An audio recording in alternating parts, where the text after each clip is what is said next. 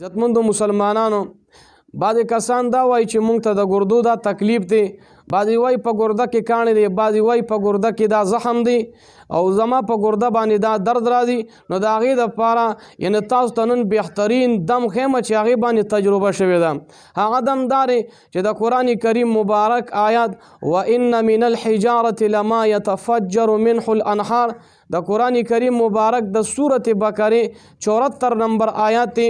د آیات مبارک په 333 پیری په اوبو باندې دم کې په دې آیات باندې به دومره اوبه دم کې چې 40 غنټې ته دا اوبه وڅښې هفته چې ته دا عملو کې پروردګار عالم به تا ته شفا درکړي.